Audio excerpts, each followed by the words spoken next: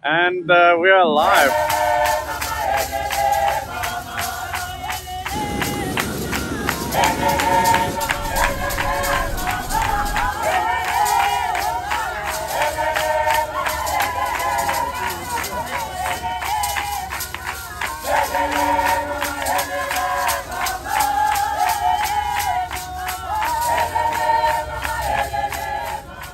Hey, I'm Matt, a live streaming YouTuber, and here we are at a place called The Peak in Hong Kong.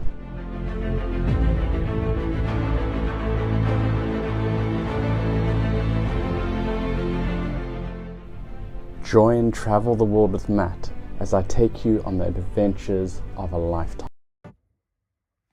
Hey, welcome. So, last night in Hong Kong there was a really bad storm. It's went up to the level of T10, which is the highest level typhoon or hurricane can go to. But it's over now. Everything's looking good.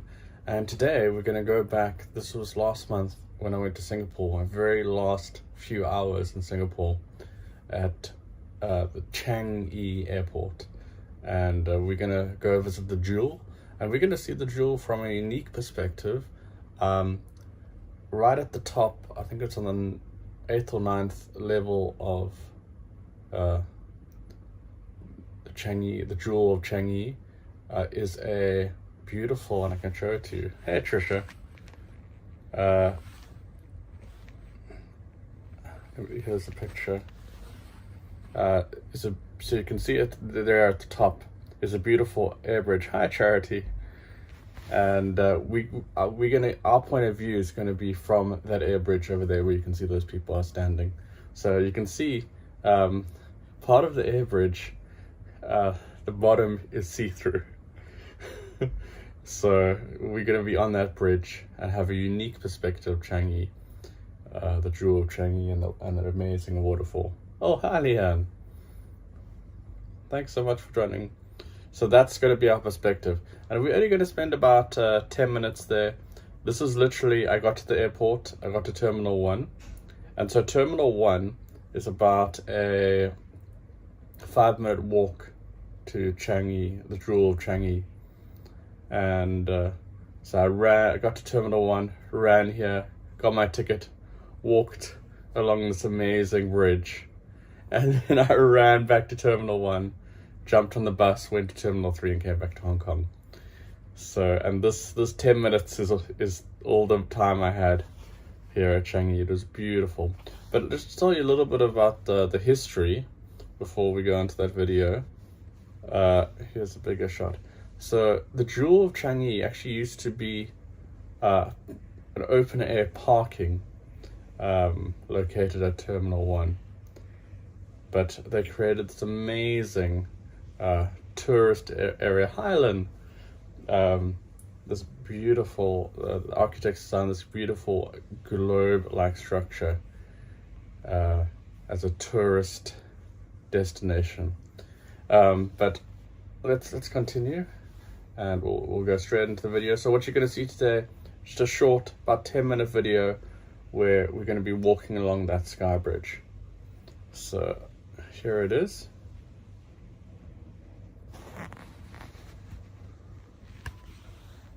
And let's begin. So I put down the audio quite a lot, so you'll be able to hear me more loudly. Okay, so the Jewel of Changi is located next to Terminal 1 in Singapore. And what we're looking at now is the centerpiece, the world's tallest indoor waterfall called the Rain Vortex. And it's surrounded by 9 floors of a terraced forest. So even though we're indoors, it feels like we're in a forest, but we are in what I call a mall.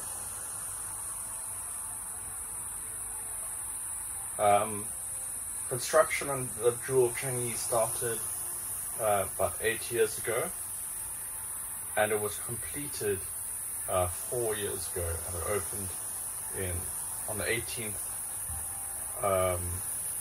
of October 2019. Beautiful, beautiful place. And it costs about 1.7 billion Singapore dollars, which is about the same amount in US dollars. And you can see the construction. Oh, they were very lucky. You want to take some postcards. This is a great moment when that train goes by, taking passengers between terminals.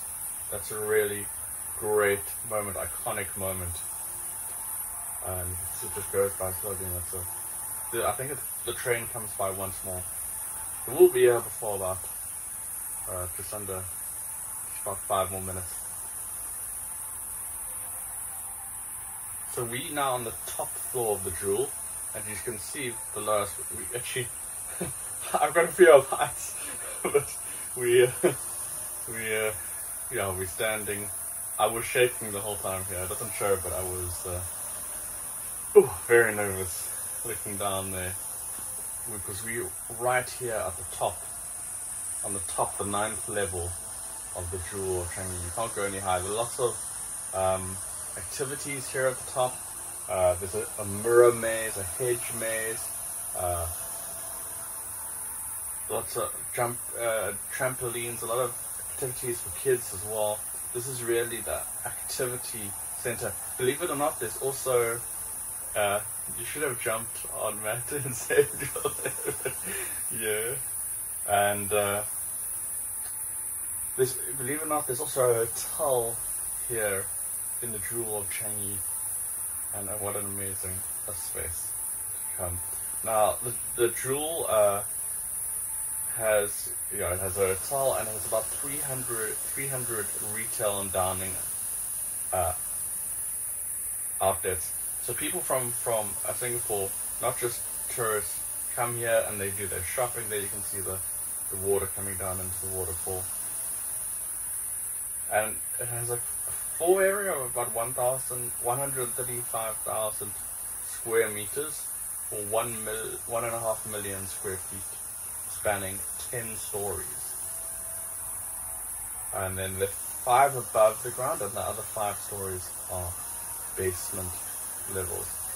But the big attractions are this beautiful forest you see in front of us. There's the Oars Hammer. There was a lot of MCU Marvel theming at Changi last month, and so a lot of cool little things like that. Now the Jewel receives about 300,000 visitors per day, and 6 months after its opening, it had welcomed 50 million visitors.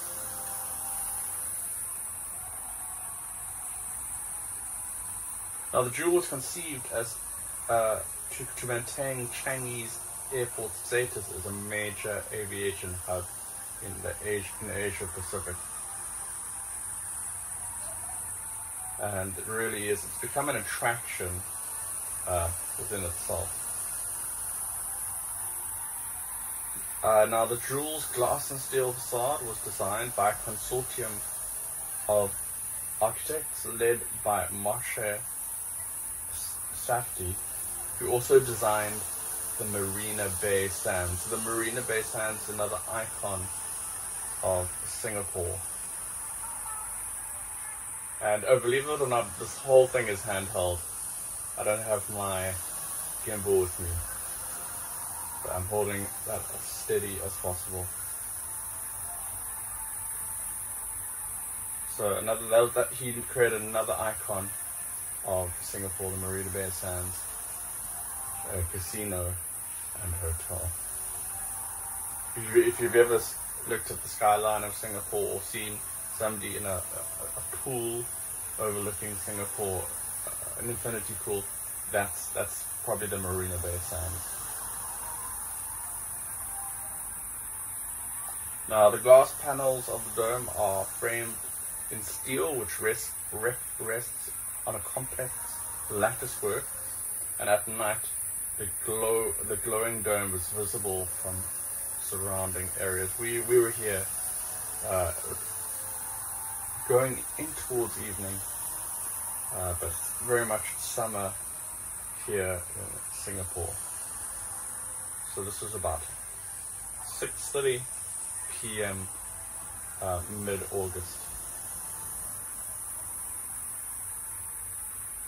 And of course the highlight being what we're looking at straight ahead, the Rain Vortex, the largest and tallest indoor waterfall, standing at about 40 meters or 130 feet high, using recirculating rainwater pumped to the roof, which then free falls through a round hole at up to about 37,850 liters per minute. Then an acrylic funnel at the bottom prevents splashing and insulates the sound of this cascade. And the water is just recirculated continuously. Now the Changi Airport SkyTrain, we saw it at the beginning, connects the terminals, and every now and then you get that really perfect moment where it comes past, and you get that beautiful shot of the train going past with and now every now and then also let this mist come up, which is really nice because even though we indoors, still quite warm. And yeah, that is the Jewel of Changi. After that moment, I literally ran straight to the airport, got on the flight and flew back home. So that is the Jewel of Changi from a unique perspective. I know other voyages, we've seen it from other guides, but I hope I've given you a different perspective. And tomorrow we're going to be taking a cable car through Busan, and this cable cars are really awesome. Busan is a massive coastal city in South Korea. We're gonna have an amazing look at the beach, the mountains, the skyline. It's a really nice introduction to Busan. And Leanne says, looks like I'm going to Singapore just to hang out at the airport. Yeah, that's the thing to do. Raven says, hello Matt, and Trisha says, me too Leanne, meet you there. Yeah, if you ever find yourself in Singapore and you have a layover, or if you're staying there, just make time to go there. As you saw, I only had a few minutes there, but it was an amazing time. I didn't film in, Raven's asking if I filmed in Seoul. No, I didn't. It was just too hot while I was there. But I'm really excited to show you Busan. And Lynn's saying, why leave the airport at all here? That Changi, you could spend hours there. I wish I'd had a little bit more time, but maybe I'll go back and we'll explore it some more. So that's the Jewel of Changi, and lots more cool things coming up. And what did you think? Raven says, what do you think of the city? Singapore is an amazing city. I mean, I only have Hong Kong to compare it to, so what I can say is Hong Kong is very built up, but Changi, or not Changi, the Singapore island, it feels a bit more spread out. And what I liked about Singapore is that you've got three or four different groups. There's the Chinese, Indian, Malay, and they've all got very distinct architecture. And so like the Indian Quarter is so beautiful, the old buildings that are there. So I really like that, like the different areas. The Chinese building has some beautiful temples, and then it's also an ultra modern city, so you can go to the city center, and there's so much to see and so much to do. So I really liked it, and I was very confused when I got there, because I'm used to in Hong Kong getting on a train and there's always lots of people, but I got on a train in Singapore and there was no one there, and I was like, where is everybody? It's like a Sunday. And for Hong Kong, I would never get on a train that was not full. So that's what surprised me. Just that that Singapore is a lot more spread out than Hong Kong. But it was amazing 4 days that I spent there. So that was awesome. And I've got some more videos coming up. These are going to be short videos. I'm busy editing them and can't wait to share. So if you're following my channel, you'll see those shorts coming up soon. We've got one of Singapore Zoo, and I think I'm going to make one of the theme park, which is Universal Singapore.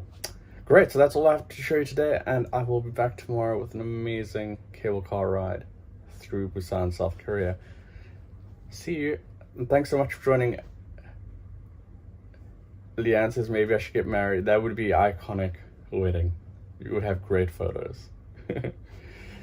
Great, thanks so much for sticking around, and I'll see you tomorrow at same time, same place. And bye for now.